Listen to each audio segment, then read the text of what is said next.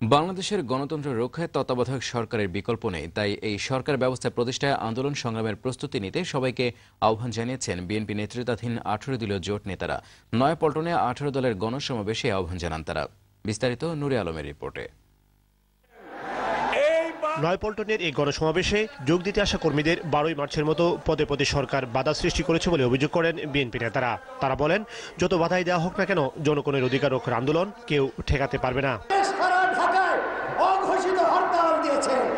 20 লক্ষের ঊর্ধ্বে লোক আপনার বিরুদ্ধে অনাস্থা দেওয়ার জন্য এই জায়গায় উপস্থিত হয়েছে। আপনারা অনাস্থা দিতে আসছেন কিনা বলেন, হাত তুলে। তাদের সকলের দাবি ছিল নির্দলীয় নিরপেক্ষ সরকারের অধীনে নির্বাচন। 91 মতোই নির্দলীয় তত্ত্বাবধায়ক সরকারের একটি সার্বজনীন দাবি নিয়ে আমরা সবাই একত্রিত হয়েছি বেগম খালেদা জিয়ার নেতৃত্বে। অবাধ, সুষ্ঠু, নিরপেক্ষ নির্বাচন এবং তার জন্য প্রয়োজন একটা নিরপেক্ষ তত্ত্বাবধায়ক সরকার, এবং সেটাই আমাদের দাবি। কোন দলীয় সরকারের অধীনে, কোন অন্তর্বর্তীকালীন সরকারের অধীনে বাংলাদেশ জাতীয়তাবাদী দল 18 দলীয় জোট নির্বাচনে অংশগ্রহণ করবে না। তারা বলেন, এই সরকার বিভিন্ন কাজে যেসব খারাপ প্রজেক্ট সৃষ্টি করেছে তা তাদের জন্যই বুমেরাং হবে। পুলিশকে দলীয় কাজে ব্যবহার করার কারণে আইন শৃঙ্খলা ধ্বংস হয়ে যাচ্ছে। আজকে এরকম একটা ইনস্টিটিউশন পুলিশ, এটাকে যদি দলীয় কাজে ব্যবহার করা হয়, তাহলে আগামী দিনে কি এই দেশ চালানো যাবে? শেখ হাসিনার বিরুদ্ধে 15টি দুর্নীতির মামলা প্রত্যাহার করা হয়েছে।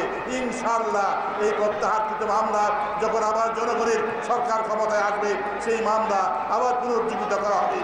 আমরা বাংলাদেশের মানুষের প্রত্যেকটি দাবি অধিকারের জন্য আবার জেলখানায় যাব, কিন্তু আমাদের নেত্রী আপনাকে ওয়াদা করতে হবে, আওয়ামী লীগের ডিজিটাল দুর্নীতিবাজদের আপনি জেলখানায় নিয়ে ছাড়বেন ইনশাআল্লাহ।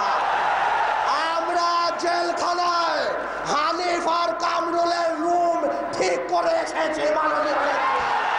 জনগণের আন্দোলন কোনোদিনই বিফল হয় না, তাই সময় থাকতে নির্দলীয় নিরপেক্ষ সরকারের দাবি মেনে নিতে সরকারের প্রতি আহ্বান জানান 18 দলীয় জোট নেতারা। নূরে আলম, দিগন্ত টেলিভিশন, ঢাকা।